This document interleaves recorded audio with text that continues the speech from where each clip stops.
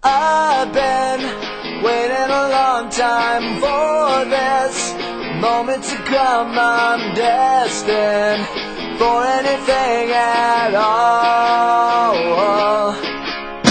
Downtown, like something shining on me, like a new diamond ring out under the midnight hour. Oh, no one can touch me now, well, and I get to my back, it's too late, ready or not at all. Next on Behind the Music, the 32 Degrees story, Humble Beginnings. When I was growing up, we couldn't even afford our own dental floss. Meteoric Rise. I mean, I had never seen so much money in my whole life. Personal turmoil. I started doing the wacky weed. I started snorting coke and doing pot. And the backlash. Have you ever had like a cajillion people really hate your guts? When you saw 32 Degrees at the height of their fame, the band looked very much alike, from the matching outfits to the matching hairstyles to the matching Care Bear tattoos. This hid the fact that they came from very different backgrounds. J.C. Barnes was born in Columbia, South Carolina, in a lower middle-class neighborhood. When he was a teenager, his family moved to Hollywood so his father, who had gained national notoriety for allegedly bilking millions of elderly people out of their retirement savings, could pursue an acting career. Despite phone records seemingly catching him in the very act, he was released on a technicality and allowed to keep the allegedly pilfered money. Well, it seemed kind of obvious that my dad had done it. You know, one day we were poor, and then next we were rich. Yeah. But then me and my dad, we got to talking, and you know, it seemed obvious he'd been framed. Especially after he gave me the Ferrari. Joey Hamilton was born in Eugene, Oregon. He too moved to Hollywood to fulfill his lifelong ambition of becoming a waiter. You know, I'd go to a restaurant and I'd see the waiters and I'd be like, whoa, it'd be so cool to be them. Besides, my high school counselor said that I should learn the phrase, would you like fries with that? Nikki Richards grew up in Kansas City, Missouri, in an idyllic suburban neighborhood in a large family. Nikki led a normal life until around the age of 14. When I was younger, every time I'd go outside to get the milk or the newspaper, I'd always find these hot chicks camped outside, and everywhere I'd go, they'd just go, "Ah!" Well, I kind of got sick of that, and asked my mom what it meant. And she said, they just want you to be a model. So I did. I went to LA and became a model. At first it was great. Lots of money, hot girls, nice dog, big house. But then I decided I kind of wanted to talk to someone, so I tried. But I wanted to talk about Mozart, Einstein, the meaning of life. But all anyone would ever say to me is, Justin Lumberpond was born in Nashville, Tennessee. He was in his high school choir and went to UCLA to major in vocal music. Well, you know, I try to be tactful about my talent, but one day in college, this classmate of mine was doing a solo, and he was just stinking it up. And I said, Justin, you gotta keep quiet. You gotta keep quiet. But finally, I just said, man, you stink. I'm better than you. I was in the hospital for 2 weeks. C.J. Bruce was born in Memphis, Tennessee. He worked in Las Vegas as an Elvis impersonator. He traveled to Hollywood one fateful weekend for the yearly Elvis Presley impersonator convention. Everybody rides on Elvis, but they shouldn't. Man, he's the coolest. Elvis, wherever you are, like a football. These 5 young men were brought together by the creative mind of Earl Diamond. I remember going to a boy band concert. I can't remember what it was. New Kids on the Block, yeah. And I just saw all these young people, you know, jumping, screaming, smoking dope, just having a great time. And I knew I had to be a part of this. Diamond went to Hollywood, spent his family fortune to start a record company, Octopus Records, and sent out to find young men who shared his vision. So I sent my secretary out to find 5 guys who are good looking and act a little, could dance, and she went out and found 5 guys, and they were really good looking. At least my secretary told me they were. And anyway, the only problem was she forgot to test them on the other stuff. And, I would have sent her looking again. But, we were really short on money at the time. And another tank of gas, I would have been living under some freeway underpass. People would have driven by and said, "Isn't that Diamond, the guy who wasted his personal fortune on a boy band?" And then they would have thrown vegetables at me. So, we just made do with what we had. When the secretary told me that she was looking for someone to be in a boy band, I thought, no way, man, you're joking. Then I thought, hey, man, the bombs, and I got my Ferrari. Well, I didn't like the idea at first, but I wasn't feeling the love in college, man. I was just getting criticized. Every time I would try to sing, they'd say, "Stop it, Justin!" Plus, I needed money for the medical bills, so man, I signed on. At first, I didn't want to, but then they convinced me that after some time, I could go solo and bring my whole Elvis act to the world. That's absurd. It's simply false. I don't know where he got that from. I was tired of modeling, so music seemed like a nice change of pace. I mean, music is great.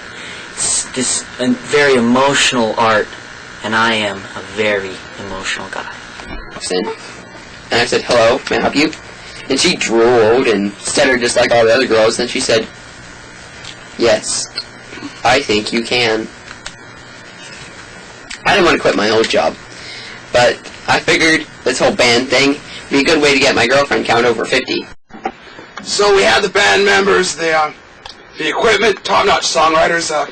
We just needed a name. Diamond narrowed down from choices such as Iggy and the Piggies, which was scrapped when the band squabbled over who would be Iggy and who would be reduced to Piggy status.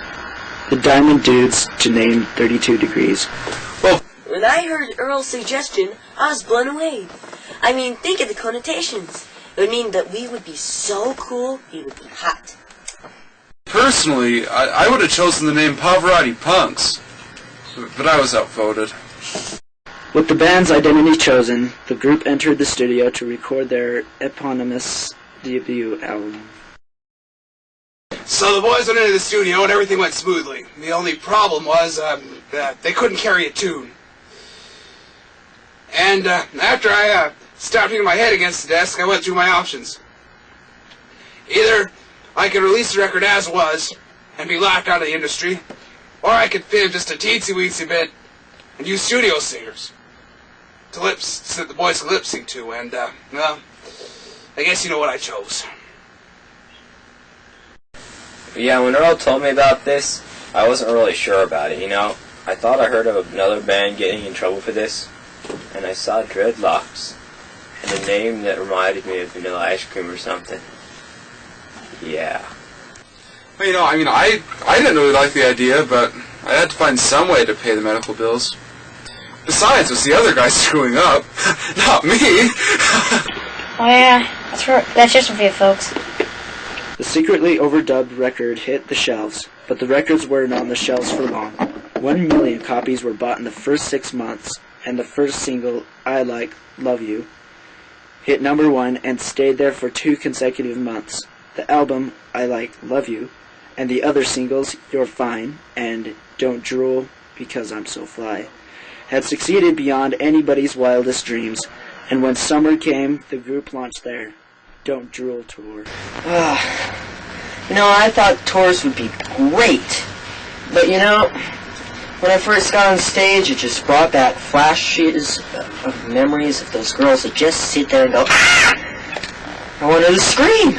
We were trying to concentrate on our dancing and singing, but they wouldn't even pay attention. They would just scream. I mean, I know I have a great bod, but they really went too overboard with it. Man, it was really cool for a while, but then it got really boring.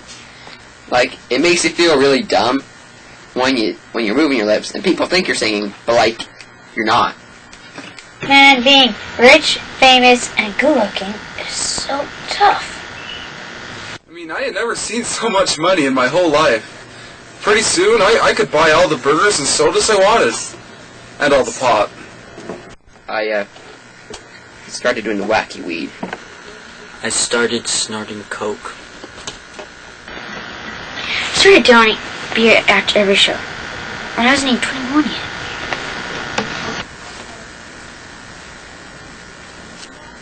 Started drinking Mountain Dew. Despite the substance abuse troubles, the tour went off without a hitch, and later the group won 2 Grammys. By this time, 32 Degrees products were hitting the stores with items such as t-shirts, caps, lunchboxes, sleeping bags, earrings, nose rings, sleeping bags, sneakers, styling gel, nail polish remover, raincoats, umbrellas, electric toothbrushes, toenail clippers, thermometers, and bobblehead dolls. In the commercialization department, these people made Kiss look like Peter, Paul, and Mary. It was like wherever you went, you'd see 32 Degrees plastered on some knick-knack. They were after you. Sooner or later, they... After the wrap-up of the Don't Drool tour and a 6-month break, the group headed back into the studio. And of course, this is all fake. We're not really singing a note. All we have to do is learn to lip-sync the songs. After 3 months of hype and 2 weeks of rehearsal, the group kicked off their Macho Marionette tour. All ran like clockwork until Nicky Richards went on the stage extremely high. So we're all on stage, and I look over, and I see Nicky, he's all stumbling, eyes glazed over, the whole bit. And so then I hear him clear his throat to speak. And I thought, come on, Nicky, just introduce the next song. But, he didn't just introduce the next song. Hey kids! Want some pot? It's really, good! And of course, we were doing this Say No to Drugs campaign. And here was Nicky offering the kids a Tubi.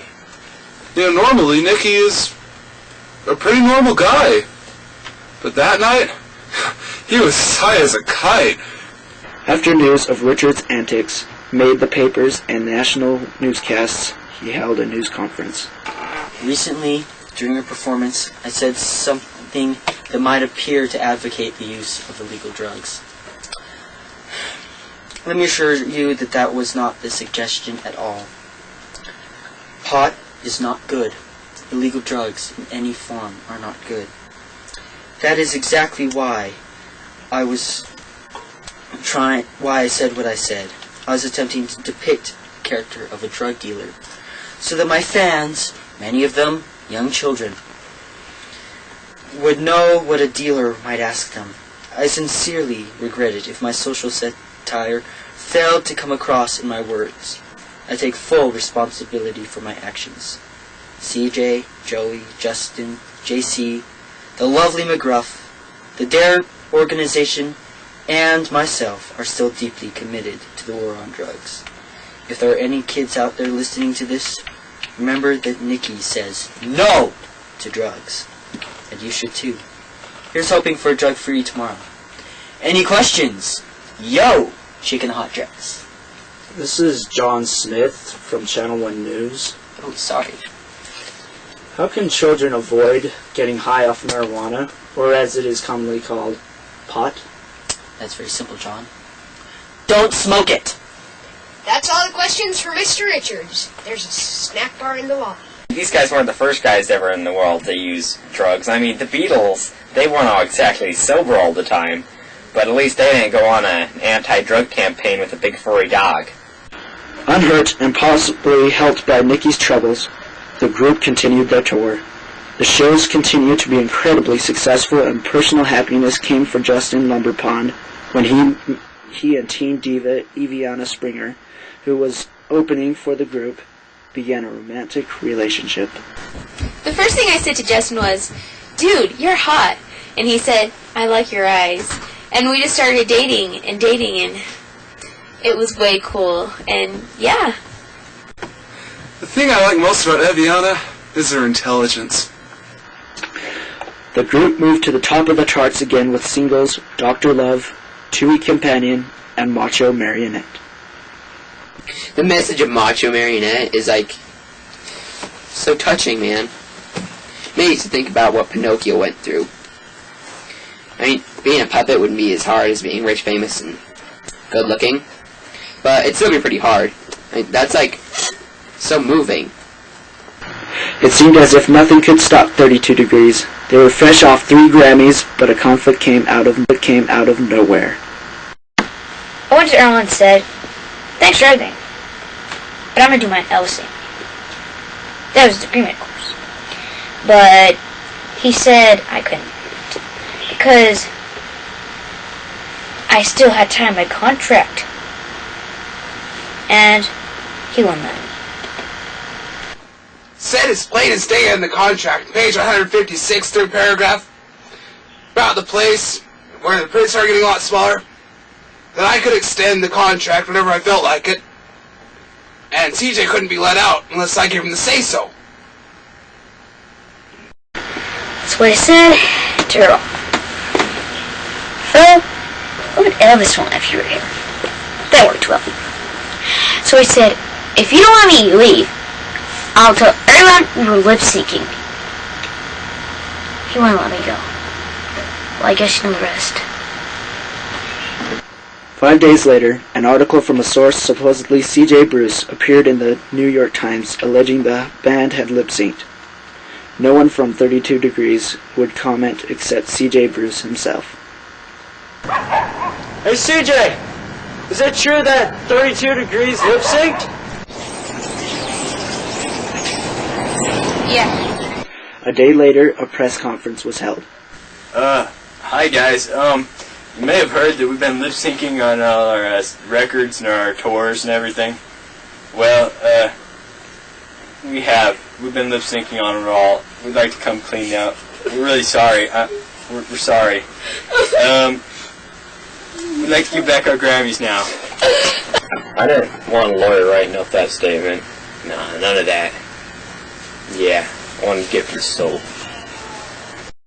In one fell swoop, 32 Degrees' success had gone to the birds. Once admired, the group became the joke of late-night comics. I just wanted to clear everything up. I, Stan Jacobs, don't lip sync on this show. Oh, I don't have a Care Bear tattoo either. The group's CDs and other products were steamrolled over. The group, minus CJ, whom Earl Diamond had fired, attempted to continue their tour. The very first show after the announcement, the group was booed off stage. Have you ever had like a cajillion people really hate your guts? Man, I mean, people just have no idea what talent is. I swear that place was packed with my college classmates. After 2 more shows with the same result, the group announced their breakup. The members of the group kept busy. After the breakup, JC began a car dealership and kept a hangar full of classic automobiles at John Wayne Airport. I wanted people to feel just like I felt when I got my Ferrari. Nikki checked into rehab. You know, I'm ashamed. I used to smoke pot and sniff coke. I can't believe I ever did that stuff. It's horrible. Don't do it. Joey changed his name and his clean-shaven appearance and went back to his childhood dream, being a waiter. Justin recorded a CD, Lumber Pond Sings Pavarotti. Justin also married Eviana Springer and had a baby daughter, Justine Eviana. Justin's like such a family man. My dad.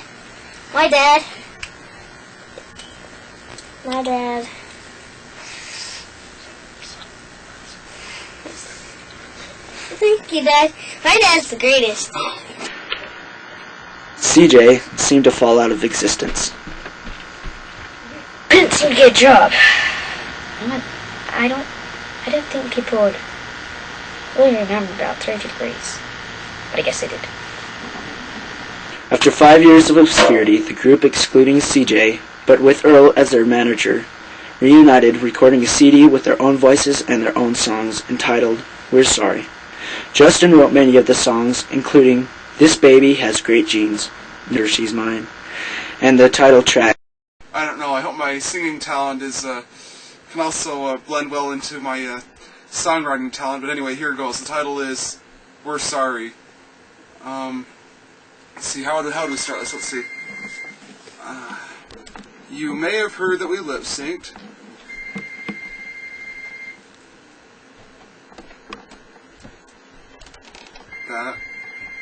Whenever you smell lip sync. The group, now completely sober, co-wrote Drugs Are Uncool, Fool, with all proceedings going to dare. It shows, like, what great guys these guys, like, are. They work, like, tirelessly for, like, the whole community. The group's new album surprised many by slowly but surely climbing the charts, peaking for 5 months at number 1. I couldn't get the horrible noise out of my head for weeks. But obviously, the teen girls loved it. The climax of the comeback happened at the Teen Choice Awards. And the album of the year goes to 32 Degrees! We're sorry! Yeah! Oh, thanks guys. Remember, drugs are uncool. Yeah. Love them or hate them, 32 Degrees took the world by storm, fell out of prominence, and made an astonishing comeback. Now the group's thoughts turn toward the future. No matter what happens, I've got my family. And you know what? That's enough for me.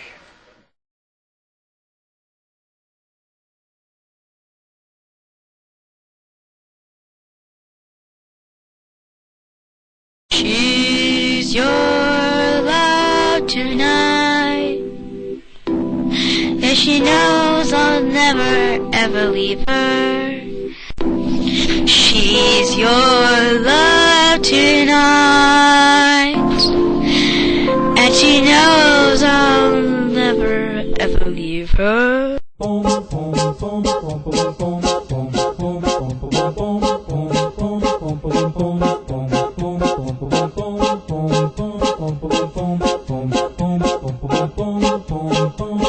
First of all, sorry for that explicit use of nudity. And now, With all proceeds going to Darf. Darf.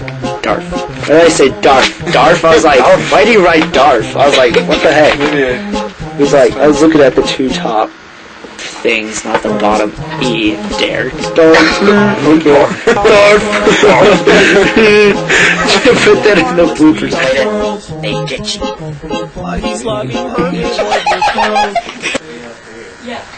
We like to gather nuts. Come on, Joey. But people splatter our Joey. guts. I know. Okay.